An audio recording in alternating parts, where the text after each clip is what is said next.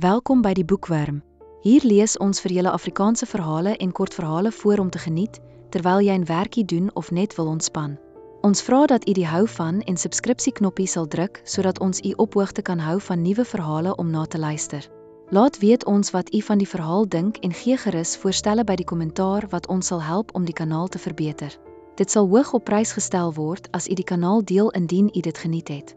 Dit sal ons help om die kanaal te laat groei en ons motiveer om meer verhale te plaas. Baie dankie vir die ondersteuning. Kopiereg word deur die skrywers behou. Ouma Jatti se kind. Deur Salvia Okhuis. Trisie versteen in haar spore, kyk geskok na die toneel voor haar. Oral op die vloer om Aunt Emilie lê verlepte rose en stikkende roosblare wanneerlik rond. Dun straaltjies bloed loop uit Aunt Emilie se hande terwyl sy vroetel met rose wat op haar skoot lê en niks siende voor haar uitstaar, 'n ver en vreemde doodsheid in haar oë. Dis asof sy van niks om haar bewus is nie, die treurende vrou. Dit gaan al heeldag so, fluister Oom Dennis bekommerd agter haar. Dis die laaste bos blomme wat Danny vir haar gekoop het. Hy bly 'n oomblik stil, sug. Ek weet nie meer wat om te doen nie. Volgende week is my verlof om. Bly jy by haar? Ek maak vir ons tee en toebroodjies. Tries gaan sit. Haar oë vee oor die vertrek. Danny se foto's en medaljes en verdienstelikheidssertifikate pryk oral teen die mure. Ten laaste rus haar oë weer op Aunt Emilie se bloedbevlekte hande wat nou styf in mekaar geklem op haar skoot lê. Hoe troos 'n mens 'n ma wie se enigste kind so wreed van haar af weggeneem is? Dis reeds 'n maand sedert Danny in die kruisvuur van bendes beland het. Hy wou net gaan brood koop. Die son was nog nie eers onder nie. 'n ander hartseer knop ook weer in Tries se keel. Sy dink aan hoe sy wees gelaat is toe haar ouma Jatti gesterf het. Sy was 'n koelteboom en 'n waterstroom as die lewensheet te vel gebrand het, en warm karos as die lewe se koue tikkel gebyt het die predikant op ouma Jatti se begrafnis gesê. Sy het presies geweet wanneer en hoe om wat te sê en te doen. Die taal van haar hande en die taal van haar mond was ewe duidelik, want albei het die taal van haar hart gepraat, 'n mooi hart, 'n goeie hart, 'n hart na die hart van God. Danny het ook 'n mooi hart gehad. Hy was die goue seun van hoërskool vorentoe, die trots van die gemeenskap hier op die Kaapse vlakte. 'n voorbeeld vir almal, 'n baken van hoop, 'n bewys dat daar wel iets goeds kan kom uit die andersins troostelose, moedelose web van armoede waarin die meeste mense hier vasgevang is. Hy was die doeksleerder wat beurse van ander skole van die hand gewys het omdat hy 'n verskil wou maak waar dit nodig was in sy eie gemeenskap. Die goedgemanierde rugbykaptein met die oop gesig en breë glimlag wat volgende jaar hoofseun sou word. Dis hy wat haar laat opstaan en aanhou het toe sy platgeslaan was. Platgeslaan, dis hoe almal die oggend na Danny se dood was. Sy het die vorige aand vroeg gaan inkruip. Dit was weer een van daardie aande wat haar verlange na ouma Jatti byna ondraaglik geword het en sy net alleen wou wees. Iets groots was verkeerd, het sy intuïtief geweet toe sy die volgende oggend by die skoolhek ingestap het. Die lig was dik daarvan. Oral het groepies leerders gesit of rondgestaan. Belangeloos. Die gewone jelende geraas was weg. Die ietwat voorbare getuierin se woorde was 'n yskoue hand om haar hart. Wat skiem jy maak ons nou, Trisie? Hoe opereit ons sonder Danny? Die res van die dag het in 'n waas verbygegaan. Die ongeloof, die verwesenheid, die totale verbuistering wat Danny se wegwees gebring het swanger oor alles gehang. Ook op die gesigte en in die oë van leerders wat skynbaar nie 'n flenter oor niks of niemand omgegee het nie. Sy het van vooraf weer alleen gevoel. En eenkant, soos die vorige jaar toe sy in graad 10 hier aangekom en soos 'n seer vinger uitgestaan het. Toe almal by die skool gelag het oor hoe sy is, veral oor hoe sy praat. Sy is 'n ouma kind van Namakwaland. Haar tong kry van altyd afgerieflik, sy lê in die praat wat sy van babatyd af ken. Na ouma Jatti se dood moes sy by haar ma en die se boyfriend, Tjaret, kom bly. Saam met haar suster en broer, Kyle en Karen, die 7-jarige tweeling. Voor sy Kaap toe gekom het sy gedink Moedverloor se vlakte is 'n groot, kaal, oop stuk dorre grond. Nou weet sy van beter, dis 'n plek waar armoede en woede en geweld en misdaad en uitsigloosheid jou uitverwaarloosde. Asfaalgeboue en in vuil strate koggel en jou in ellende insuig en meesleer en alle hoop uit jou pers voordat jou uitspoeg en aan bitter min genade oorlaat. Een nag het sy in pyn en bloed wakker geskrik. Hulle moes hospitaal toe. Haar ma was versla. Hoe het dit gebeur, Trisie? Sy het haar woorde uitgewurg, vertel het hoe Jared soms na haar toe gekom het as hulle alleen by die huis was. Hoe verskriklik bang sy vir hom was, dat sy gevrees het dat haar ma sleg van haar sou dink, haar nie sou glo nie. Toe sy na 3 dae uit die hospitaal ontslaan is, was Jared weg. Haar ma was onversetlik. Dit was asof ouma Jatti self voor haar gestaan het. Hy gaan verlang sit vir dit wat hy jou aangedoen het, Trisie. Sy wou nie terug skool toe nie. Ek sal gaan werk.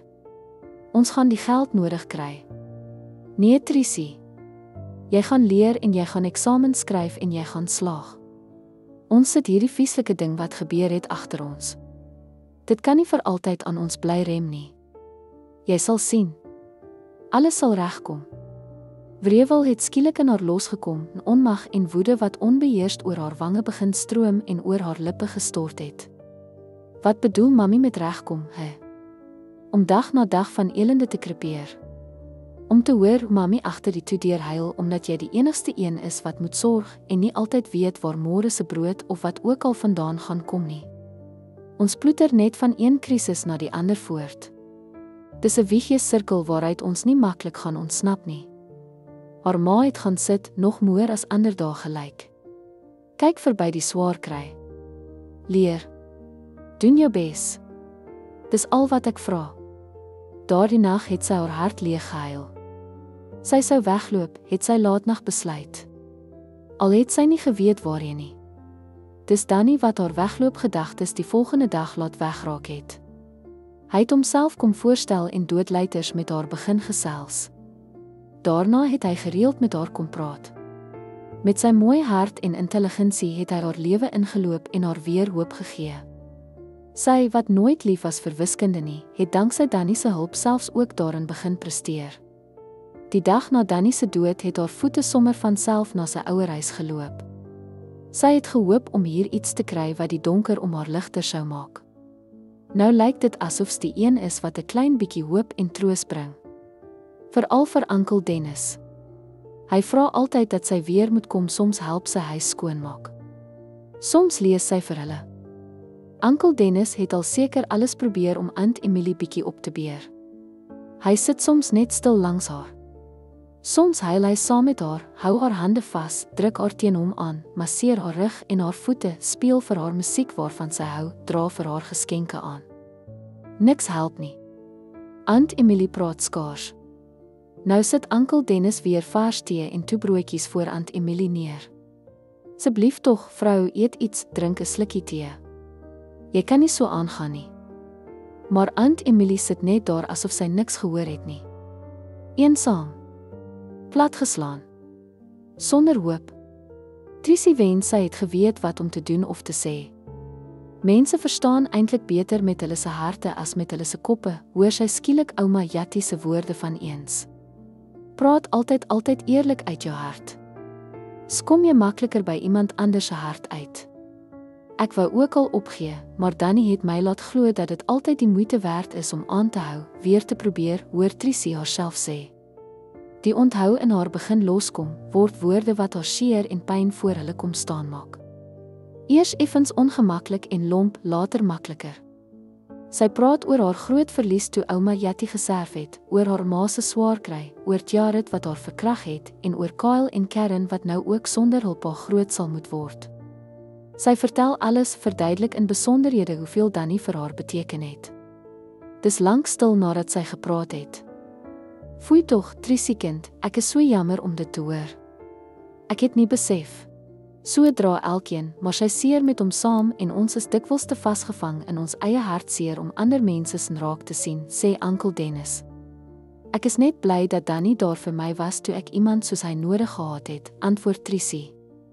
Aunt Emilie staan stadig op en beduie buitentoe. Oom Dennis is dadelik by om haar te help. Eers wys Aunt Emilie die 3 klein roosboompies wat Danny die vorige jaar geplant het. Hy het geweet hoe lief is ek vir rose. Toe plant hy vir elkeen van ons 'n boom. Dan beduie Aunt Emily na die hoek van die erf waar 'n groot hoop spierwit spoelklippe lê. Gister hier aangekom, vertel Oom Dennis. Danny was verlede jaar met vakansie op 'n klein plekkie in die Cederberge. Daar het hy glo soveel van die klippe gehou dat iemand beloof het om vir hom daarvan Kaap toe te bring. Tries stel van die klippe op, hou dit in haar hande vas, streel daaroor. Miskien kan ons iets daarvan maak, kind. Vir die eerste keer hoor Tries 'n sweempie hoop in Aunt Emily se stem. 'n Week later verduidelik Triesie vir meneer September, die skoolhoof, wat sy met die klippe wil doen. 3 maande later word die rotsstein amptelik geopen en meneer September kondig met trots aan dat die leerder wie se inisiatief die rotsstein was, inderdaad in 'n kort tydjie haarself op vele gebiede onderskei het en as die skool se hoofmeisie vir die volgende jaar aangewys is. Ons gee haar nou die geleentheid om ons almal vir die eerste keer toe te spreek. Triesie glimlag vir Oom Dennis, Aunt Emily en haar ma wat in die voorste ry sit. Sy voel hoe stil dit word toe haar woorde die lig begin vul. Almal luister aandagtig. Later sluit sy af, ons het almal saam aan hierdie rotsstein gewerk. Elkeen van ons het deel aan die mooi wat ons nou voor ons sien. Laat hierdie rotsstein van dapper vygies en vetplante 'n soort monument vir Danny wees, laat dit ons dag na dag herinner aan wie en wat hy was, 'n baken van hoop vir ons almal. Laat ons elke dag met trots daarna kyk en onsself daaraan herinner dat ons, ongeag ons moeilike omstandighede, tog iets moois met ons lewens kan doen. Kom ons maak werk daarvan om altyd ons beste te gee.